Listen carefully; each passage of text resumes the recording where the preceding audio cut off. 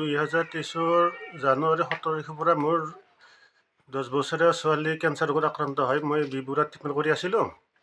1 বছৰ মই treatment কৰালোৱেই blood cancer আক্ৰান্ত ছোৱালীজনী।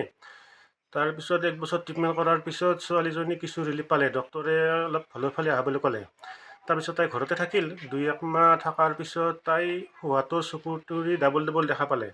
পোৱাৰ পিছত আমি নেক্সট দিনা আমি আৰু ডক্টৰৰ ওচৰত লৈ গ'লোঁ, বিবৰুৱা কেঞ্চাৰ ইনষ্টিটিউটত লৈ গ'লোঁ। তাৰপিছত সিহঁতে টেষ্ট কৰি পেলাই বন মেৰু ট্ৰেন্সফাৰ কৰি পেলাই সিহঁতে বেমাৰটো ৰিটাৰ্ণ অহা বুলি ক'লে।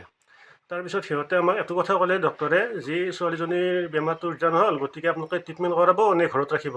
ট্ৰিটমেণ্ট কৰিলে কিন্তু ৰিকভাৰী চান্স নাই। এই 10 বছৰীয়া ছোৱালীটো মই এতিয়া ঘৰত কেনেকৈ ৰাখোঁ। তাৰপিছত ট্ৰিটমেণ্ট কৰিলোঁ, যদি আৰু ৰিকভাৰী চান্সে নাই, তেতিয়াহ'লে মইতো উপায়বিহীন হৈ 2 দিন মই ঘৰতে থাকিলোঁ। থকাৰ পিছত লগৰ লগত এনেকৈ আলোচনা কৰি মই বম্বেত যোৱাৰ চিন্তা কৰিলোঁ। তাতে বম্বেত গ'লোঁ। বম্বেত গৈ তাতে 15-20 দিন আমি ট্ৰিটমেণ্ট কৰালোঁ। তাৰপিছত আৰু আমি তাইক হাই পাৱাৰৰ কেমো লাগিব বুলি কোৱাত, সেই ডক্টৰে হাই পাৱাৰৰ কেমো লাগিব বুলি কোৱাত আমি আৰু বিবৰুৱাত প্ৰায় 2 মাহ ধৰি তাত এডমিশ্যন কৰালোঁ।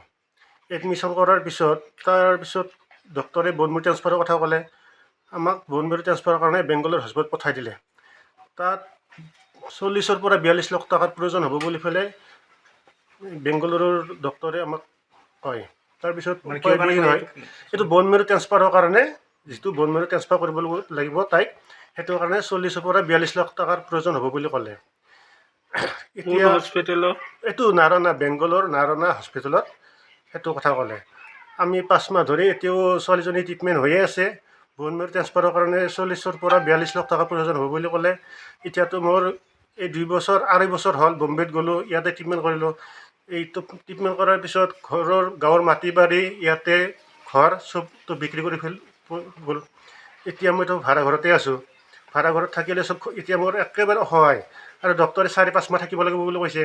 এতিয়া মোৰ মানে পইচা পাতি এই 2 বছৰ 2.5 বছৰত চব চেছ এতিয়া বেমাৰ হৈছে ক্ৰিটিকেল, আৰু ঠিক তেনেকুৱাও মেডিচিনবিলাক চব দামবিলাক বহুত বেছি। একদিন লৈ গ'লে আপোনাৰ 20 পৰা 15,000 টকা লাগে একবাৰ চেকআপ কৰিলে। গতিকে মই অসহায়।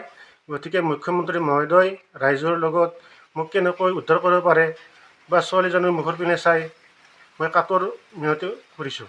যিকোনো খবৰৰ বাবে যোগাযোগ কৰক 7099017330 লগতে 7099017110 নম্বৰত।